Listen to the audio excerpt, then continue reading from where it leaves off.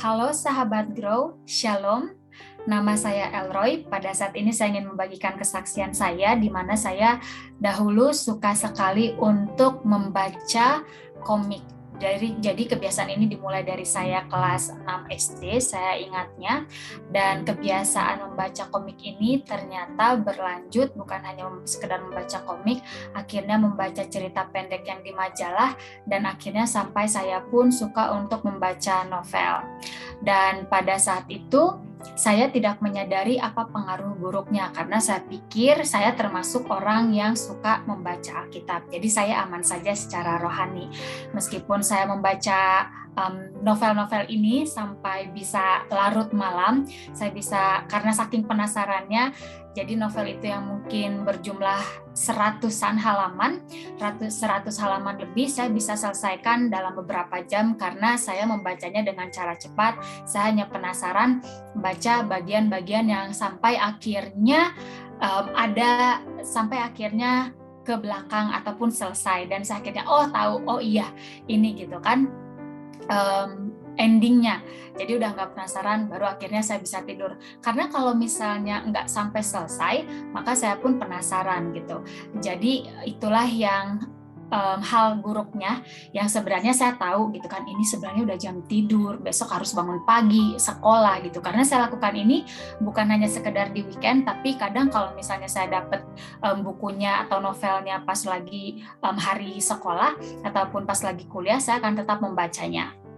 Nah, kebiasaan ini memang ketika membaca sampai larut malam, saya seperti mendengar suara yang mengatakan kayak, "Yoi, kok kamu lebih banyak ngabisin waktu buat baca novel daripada baca Alkitab?" Tapi saya dengan pemikiran saya sendiri sok-sok berhikmat gitu ya, berpikir bahwa nggak apa-apa, saya kan kalau bangun pagi masih tetap sempetin baca Alkitab, masih bisa renungan pribadi selain renungan keluarga, karena memang kami di rumah dibiasakan untuk renungan pribadi, maksud saya untuk renungan bersama pagi-pagi bersama keluarga, dan juga renungan petang ataupun sore ketika matahari terbenam bersama orang tua. Jadi itu menjadi alibi saya bahwa saya masih aman secara kerohanian saya masih tetap dekat sama Tuhan. Jadi kebiasaan ini terus berlanjut sampai akhirnya saya pun bekerja. Tapi kalau nggak salah di tahun 2011 saya mengikuti suatu konferensi kerohanian pemuda, dan di sana ada seorang pengkhotbah yang membukakan akan kebenaran mengenai bahaya kalau misalnya kita terlalu banyak membaca akan hal-hal yang duniawi yang tidak berhubungan sama rohani kita. Bagaimana hal-hal ini akan membuat kita akan lebih sebenarnya berfokus kepada hal duniawi dan akan mengganggu akan hubungan kita sama Tuhan. Tapi kembali saya punya alibi itu.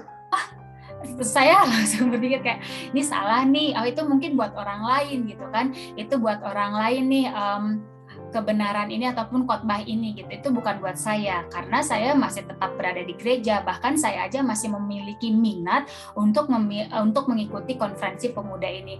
Jadi waktu itu ketika saya mendengarkannya, saya berpikir itu buat orang lain, bukan buat saya.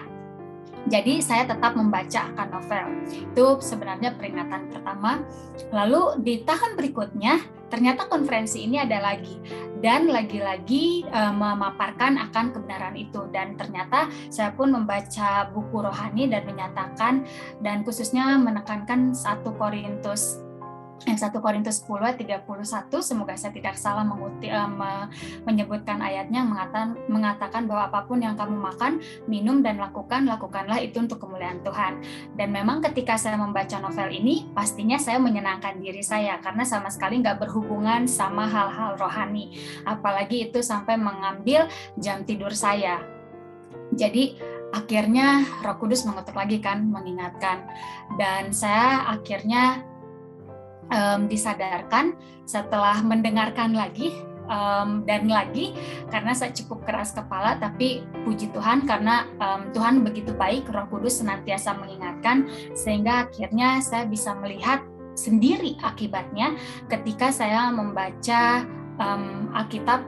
Karena ketika saya membaca Alkitab renungan pribadi pagi, biasanya sore ataupun bahkan nggak lama lah, misalnya sejam atau ketika saya udah nyampe di tempat kuliah atau di sekolah, saya akan lupa tadi pagi sebenarnya renungan pagi saya apa ya.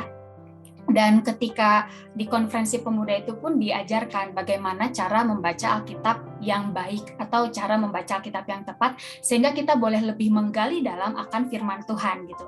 Dan ketika mencoba menerapkan akan menggali firman itu lebih dalam, saya melihat bahwa saya menyadari bahwa saya tumpul.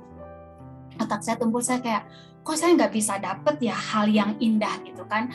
Padahal kalau misalnya ngedengerin khotbah tuh kayaknya kok bisa ya pengkhotbahnya itu menggali dalam gitu, kok bisa ya bahkan teman saya dia bisa dapet suatu pelajaran dari sisi yang lain gitu kan. Jadi saya penasaran dan akhirnya saya tersadarkan bahwa ternyata ketika saya membaca firman Tuhan pun saya nggak akan konsentrasi karena ya seperti yang saya ceritakan tadi ya, kalau saya baca novel saya penasaran jadi bolak-balik cepet gitu ya ngebolak-baliknya, bahkan kalau misalnya ada deskripsi tempat saya itu kayak ini apaan sih, nggak menarik, saya pengen yang bagian yang intinya aja gitu kan, kayak klimaksnya apa, supaya cepat selesai juga karena berhubungan sama jam tidur. Sebenarnya kan ngantuk juga ya kalau misalnya sampai lewat tengah malam gitu, paginya sebenarnya kadang kayak kelayangan atau kepalanya agak keringan gitu, tapi ya karena keras kepala dan penasaran jadinya tetap diteruskan. Nah jadi itu yang saya lihat bahwa ketika saya membaca Alkitab pun jadinya pengen cepet-cepet. Jadi saya nggak fokus, saya nggak konsentrasi ketika baca Alkitab. Dan saya akhirnya tersadarkan bahwa ya ampun, ternyata saya baru sadar apa yang dipaparkan oleh pengkhotbah tersebut dan apa maksud dari firman Tuhan tersebut, lakukanlah semuanya untuk kemuliaan Tuhan. Dan mengapa saya tidak bisa menggali lebih dalam, karena saya sudah memberi makan otak saya itu sebelumnya dengan hal-hal yang tidak bermanfaat buat otak saya. Mungkin kalau sekarang kita punya fast food untuk otak kita yang kita juga pastinya tahu ya itu nggak baik gitu. Ternyata saya pun memberikan otak saya ini makanan yang tidak baik dengan bacaan-bacaan yang tidak baik tersebut. Dan saya akhirnya bergumul untuk renungan pribadi untuk membaca Alkitab lebih dalam. Dan bagaimana saya benar-benar bergumul, Tuhan tolong supaya kalau misalnya saya renungan, saya boleh ingat dan bahkan boleh memeditasikannya siang dan malam. Dan ternyata puji Tuhan, Tuhan baik. Dengan beberapa lama setelah saya menghentikan baca novel dan juga bacaan-bacaan yang tidak berhubungan dengan hal rohani, maka Tuhan menolong saya untuk belajar bagaimana untuk menggali firman Tuhan lebih dalam dan juga untuk mengingat firman Tuhan itu sepanjang hari, dan juga jadinya kalau baca firman Tuhan itu nggak cepat-cepat. Dan kalau misalnya serangan setan datang lagi untuk mengingatkan saya kebiasaan baca yang dahulu, Tuhan mengingatkan untuk berdoa lagi dan minta Tuhan supaya dan minta tolong Tuhan untuk bantu baca yang baik dan benar, untuk menikmati bacaan ini, nggak baca cepat-cepat, dan supaya dapat firman yang Tuhan ingin sampaikan kepada saya pada hari itu melalui perikop pada pagi hari itu. Jadi saya puji Tuhan bagaimana Tuhan boleh melembutkan hati saya, bagaimana Tuhan begitu baik berbicara bukan hanya sekali, 2 kali, dan bahkan menuntun saya dalam perjalanan untuk bertumbuh kembali. Jadi inilah kesaksian saya dan kiranya boleh menjadi berkat bagi kita semua.